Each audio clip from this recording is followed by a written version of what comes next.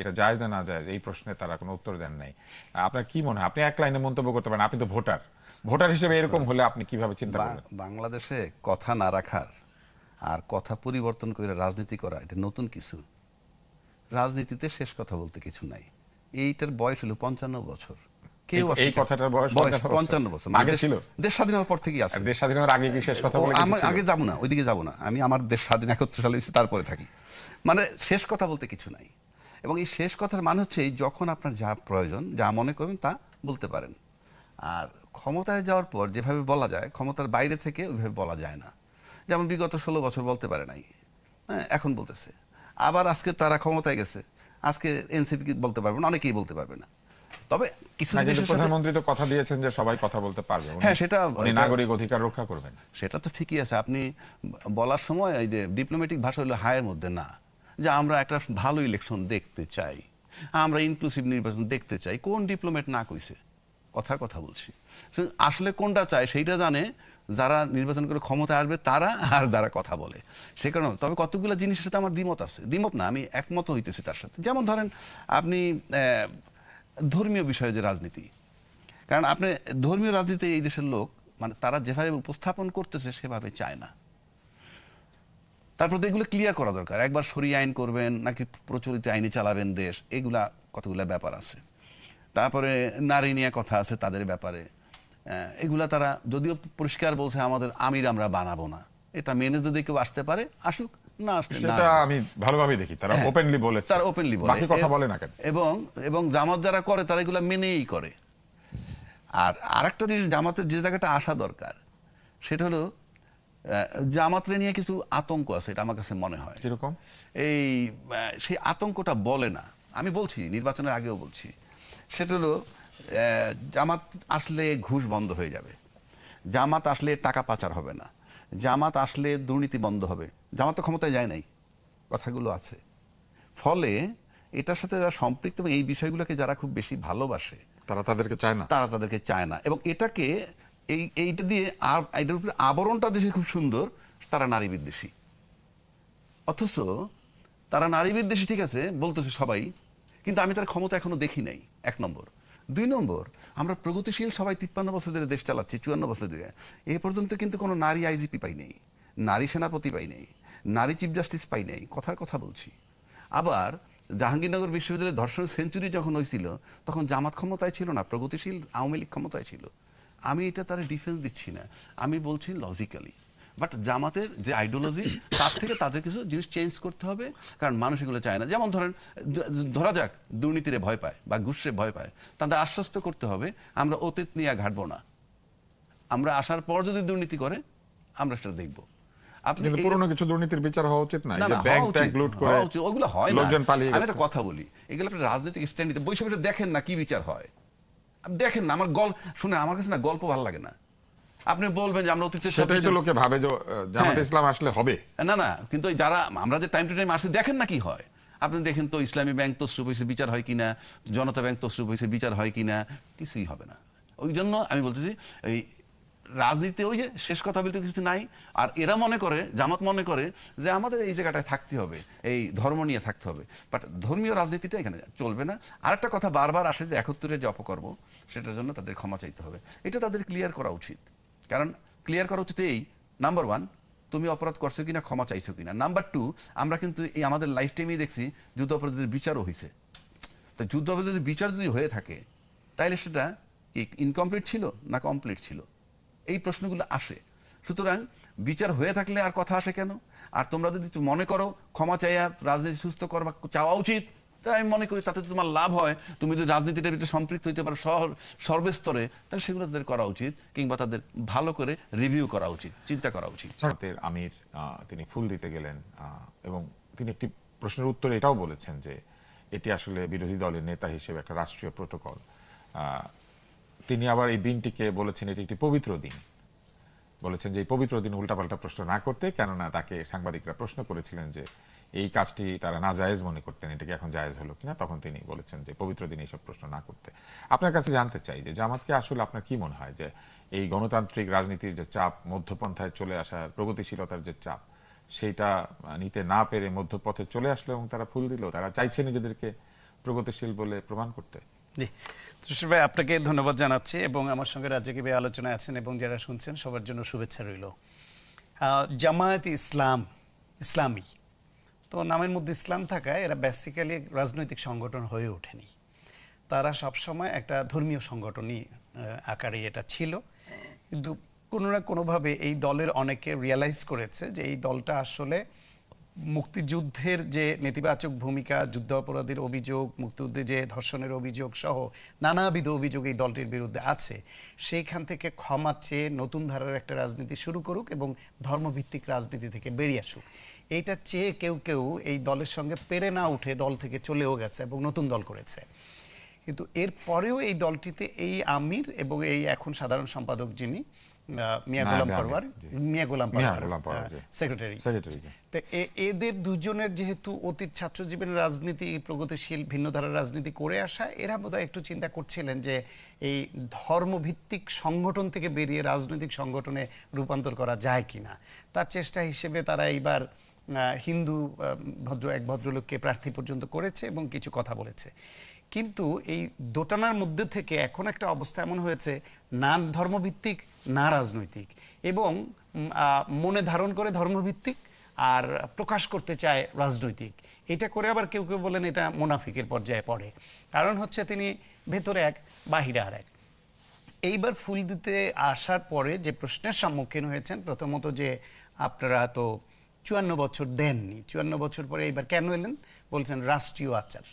তো রাষ্ট্রীয় আচার হিসেবে আসছেন, তার মানে কি? তার মানে দল হিসেবে জামায়াত ইসলাম ধর্মভিত্তিক সংগঠন বাদ দিয়ে রাজনৈতিক হয়ে ওঠেনি। হয়ে উঠলে এখানে যেরকম বিএনপি বা অন্যান্য রাজনৈতিক দল সরকারে থাকলে সরকার হিসেবে, সরকারের পদধারী হিসেবে ফুল দেয়, আবার দলের পক্ষ থেকেও দেয়। কিন্তু জামায়াত ইসলাম এখানে শুধু বিরোধী দলের ওইটাই দিল, দলের পক্ষ থেকে দিল না। তার মানে দলের একটা সত্তা, আর এইখানে তার আচার পালন, রাষ্ট্রীয় আচার পালনের আরেকটা সত্তা। এখন কোথাও যদি আপনি মনে করেন যে রাষ্ট্রীয় আচারটা তার কাছে নাজায়েজ মনে হয় বা হারাম মনে হয়, বা যেখানে গেছেন ওইখানে হারাম খাবারের একটু প্রাধান্য আছে, ওই হারাম খাবার তো তারা রাষ্ট্রীয় আচার বলে গ্রহণ করবেন না। এটা হচ্ছে ধর্মীয় অবস্থান, দেখা দিয়েছে ধর্মীয় অবস্থান। সুতরাং তাদেরকে স্পষ্ট অবস্থান নিতে হবে। ঈদের তারা ওই নাজায়েজকে জায়েজ মনে করছে, তাই যাচ্ছে। সেই ক্ষেত্রে সরকারের বিরোধী দল হিসেবেও যাবে, দল হিসেবেও যাবে। অথবা তারা যদি এটাকে নাজায়েজই মনে করে, তাহলে নাজায়েজ কাজ দলও করবে না, দল থেকে গঠিত যে বিরোধী দল তারাও করবে না, সরকারের বিরোধী দল হিসেবে সংসদে তারাও করবে না। কিন্তু উনি একটা গোজামিলের মধ্যে পড়ে গেছেন, খেই হারিয়ে ফেলেছেন, দিনটাকে পবিত্র বলেছেন, খেই হারিয়ে ফেলে দিনটাকে পবিত্র বলেছেন, খেই হারিয়ে ফেলে পবিত্র বলেছেন। এবং আরেকটা ব্লান্ডার করেছে, তাদের নিয়ে বোধহয় কে বা কারা একটু স্লোগানও দিয়েছে রাজাকার এটা বলে। তার পাল্টা স্লোগানে আবার গোলাম আজমকে হাজির করেছে, গোলাম আজমকে সালাম দিয়ে লও সালাম। তো যে গোলাম আজম ডাকসুর জিএস ছিলেন বলে ওই সময় ভাষা আন্দোলন সংগঠিত হয়েছে বলে, 21শে ফেব্রুয়ারির ওই সময়টা তিনি ডাকসুর জিএস ছিলেন বলে, ওই পদের কারণে হয়তো তার কিছু সংশ্লিষ্টতা ওই সময় চলে এসেছিল। কিন্তু সেই সংশ্লিষ্টতা যে ভুল ছিল সেটা কিন্তু গোলাম আজম নিজেই তার বক্তব্যে বলে গেছেন যে বা এই পাকিস্তানের সাধারণ মানুষের ভাষা হচ্ছে উর্দু, সুতরাং এইখানে বাংলার জন্য যে মুভমেন্ট এবং যে 21শে ফেব্রুয়ারি যেটা হয়েছে রাষ্ট্রভাষা বিষয়ক ঘটনায় যে প্রাণহানি, এবং এইখানে তার যে সংশ্লিষ্টতা যেটুকু ছিল এটা ভুল হয়েছিল। পত্রিকায় প্রকাশিত হয়েছে, সংবাদ মাধ্যমে এসছে, তিনি বক্তৃতা দিয়েছেন, তার সব রেকর্ড আছে। এখন যে নেতা ভুল ক্রমে পদাধিকার বলে ছিলেন বলে একটা ভূমিকা পালন করেছেন, ঠিক যেরকম জামাতের আমির একটা পদে আছেন বলে ফুল দিতে গেছেন, তার দল একসময় বলতে পারে যে ওনার এটা ভুল ছিল, উনিও বলতে পারেন যে আমার দল এটাকে নাজায়েজ মনে করে, আমার ফুল দিতে যাওয়া ভুল ছিল। এই কথা বলে ফেলার পরে তিনি শ্রদ্ধা জানাতে বা মন থেকে শ্রদ্ধা নিয়ে ফুল দিতে গেছেন, এটা বলবার কি আর সুযোগ থাকে? যদি উনি বলে বসেন যে আমার এই ফুল দিতে যাওয়াটা ভুল ছিল, ঠিক একইভাবে গোলাম আজমের এটা ভুল ছিল। ফলে সব কিছু মিলে জামায়াত ইসলামের নারীর বিষয়ে তাদের যে কথা এবং কাজের অমিল, ধর্মীয় নানান আচার এবং বেহেস্তের টিকিট নিয়ে যেই কারবারটা করলো, একদিকে তারা ধর্মের নাম নিয়ে সততার বয়ান দেয় এবং অন্যদের দুর্নীতিবাজ বলে গালি দেয়, সেই তারা জঘন্য দুর্নীতি করলো। নির্বাচনের আগের রাতে যে টাকা নিয়ে বিভিন্ন জায়গায় ধরা পড়লো, একটা মানুষ ওয়ান টাইম কারাপশন, একটা টেন্ডারবাজি করা বা একটা কাজ পাইয়ে দিয়ে একটা ঘুষ খাওয়া বা কোনো কাজে আপনার ঘুষ কাছে- খাওয়া, সেটা হলো ওয়ান টাইম কারাপশন। আর একটা দল বা আপনার একটা কাছে feel- গোষ্ঠী 5 বছরের জন্য রায় কিনবার জন্য টাকা বিলায়, টাকা দিয়ে রায় তারা কেনে, বলেছেন যে এটা হচ্ছে এটা ভয়াবহ নাকি দুর্নীতি। অন্য দলও করেছে, আপনাদের অন্য দল আপনাদের দলও দুর্নীতি, করেছে। অন্য দলও দুর্নীতি করেছে, সেটা তো অস্বীকার করছি না। বিএনপিরও ধরা পড়েছে, অতীতে অন্যরাও ধরা পড়েছে, কিন্তু জামায়াত ইসলামও একই ভয়াবহ করাপশন করেছে এবং দুর্নীতি করেছে। এই কথাটা তাদের স্বীকার করে নিতে হবে, তাহলে তারা ধর্মের নাম নিয়ে সততার যে দোহাই দেয়, actually they are not honest, তাদের প্রিন্সিপাল ঠিক নাই। তাদের মধ্যে এক ধরনের স্ববিরোধিতার অভিযোগ করলেন। কোন একটি প্রশ্নে যায়, সেটি হচ্ছে যে একটি সমালোচনা শুরু হয়েছে যে মাননীয় প্রধানমন্ত্রী শহীদ মিনারে গিয়েছিলেন এবং তিনি মোনাজাত করেছেন। এটা নিয়ে কিছু লোক ফেসবুকে কথাবার্তা বলা শুরু করেছে যে কেন তিনি করলেন, এতে করে তিনি একটি ধর্মের দিকে চলে গেলেন। কেউ বলছে যে এটা হয় না, এটা একটা সেকুলার এরিয়া, এরকম নানান কিছু। কিন্তু আবার এটাও আছে যে এরকম মোনাজাত আগে হয়েছে এবং মোনাজাত তো যে কেউ যে কোনোখানে করতে পারে, মোনাজাত করতে তো কোনো বাধা নাই কোথাও, এবং তাতে করে কোনো কিছুর ক্ষতি হয় না। আপনি একটু ব্যাখ্যা করবেন কেন এই হঠাৎ এই আক্রমণের শুরু হলো? বিএনপি তাদের তরফ থেকে তাদের পলিটিক্যাল আইডিওলজির পজিশনটাকে সবসময় বলে যে তাদের অবস্থান হচ্ছে ডানের বামে, বামের ডানে, অর্থাৎ মধ্যপন্থা রাজনীতি তারা উপস্থাপন করে। তারা কোনো দিকে এক্সট্রিমিজমের দিকে যেতে চায় না, এটা তাদের পলিসিতে নাই। এই দলটা একই সঙ্গে ওয়াজ মাহফিল, সিরাত সম্মেলন এইসবে অংশগ্রহণ করে, ধর্মকর্ম করে, কনসার্টেও যায়। একই সঙ্গে আবার পহেলা বৈশাখের কালচারে নিজেরা সম্পৃক্ত হয়, নিজেরা করে, কনসার্টে যায়, নাচ গান করে। কোনো কিছুতে তাদের মানে এক্সট্রিমলি এইটা করা যাবে না। কারা? বা বিএনপি। বিএনপি, কিন্তু এটা করা যাবে না এইরকম পর্যায়ে না থেকে মধ্যপন্থা অবলম্বন করে দুই দিকের গ্রহণযোগ্য অংশটুকু তারা গ্রহণ করে। এখন বিএনপি মনে করে ফুল দিয়ে শ্রদ্ধা জানানো নাজায়েজ, এটা দলগতভাবে বিএনপি মনে করে না, সেই হিসেবে সবসময় ফুল দিয়ে আসছে। পাশাপাশি তারা ইসলামী মূল্যবোধে বিশ্বাসী, একটা মডারেট মুসলিম সেন্টিমেন্ট ধারণ করে। সেই বিবেচনায় ওই ফুল দিয়ে শ্রদ্ধা জানানোর পজিশনটাকে অক্ষুণ্ণ রেখে যদি তারা যারা শহীদ হয়েছেন তাদের রুহের মাগফিরাত কামনা করে দোয়া করতে চান, সেটাই দলের নিজস্ব পজিশন, বা কোনো প্রধানমন্ত্রী নিজে তার ব্যক্তিগত পজিশন, সরকারের পজিশন, যে কোনো কিছু হতে পারে। এবং এটা যারা যখন রাষ্ট্র পরিচালনার দায়িত্বে থাকবেন, যারাই প্রোটোকলটা তৈরি করবেন যে কি করতে চান, তারা যেভাবে চান সেভাবে হবে। আজকে যারা এই মোনাজাত নিয়ে বেশি সমালোচনা যেটা করছে, তাদের ঘরানাটা দেখবেন মোস্টলি তারা আওয়ামী লীগ পন্থী বা একটু বাম ঘেঁষা, বামপন্থী এই ঘরানাটা আবার সবাই আবার শেখ মুজিবুর রহমানকে আবার উন করে। বেশিরভাগই তাদের সবাই দেখবেন, করে না, বেশিরভাগ সবাই না, করে। বেশিরভাগই করে। আমি স্ট্যাটাস যা দেখেছি এদের অতীত, কিন্তু তাদের উনি তো attachment মোনাজাত আমি দেখি। করেছিলেন। দেখে 1953 সনে 52 সনে 21শে ফেব্রুয়ারি তো আমাদের শহীদ হলো। 53 সনে শেখ মুজিবুর রহমান তখন দ্বিতীয় সারির নেতা বলে ওই সময়কার একটা মোনাজাতের ছবি এখন সামনে আসছে আমাদের। এর আগে আমি দেখিনি, এই উপলক্ষে অন্তত ইতিহাস জানা হলো। সেখানে শেখ মুজিবুর রহমান দ্বিতীয় সারিতে দাঁড়িয়ে মোনাজাত ধরেছেন।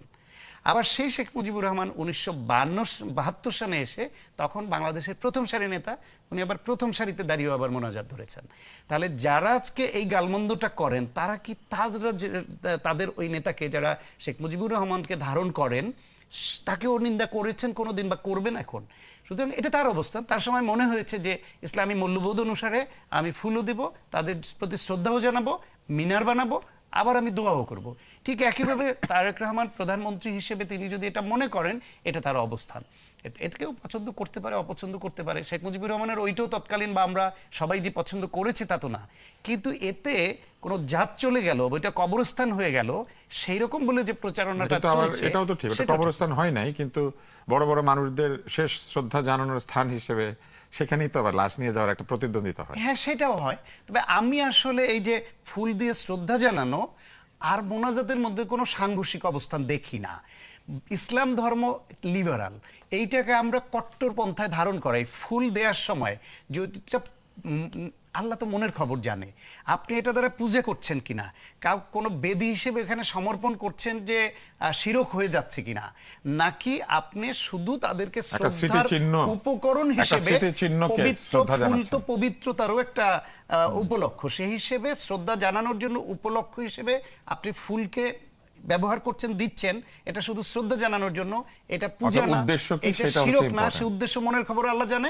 পাশাপাশি তারা যেহেতু মুসলমান, যারা দোয়া করছেন তারা মুসলমান, তারা যদি মনে করেন যে আল্লাহর কাছে আমরা দোয়া করি আল্লাহ যেন তাদের বেহেশত নসিব করে, তাদের রুহের মাগফিরাত করা, সেটা তো দোষের বা ধন্যবাদ। সাংঘর্ষিক কিছু হওয়ার কথা ধন্যবাদ। না।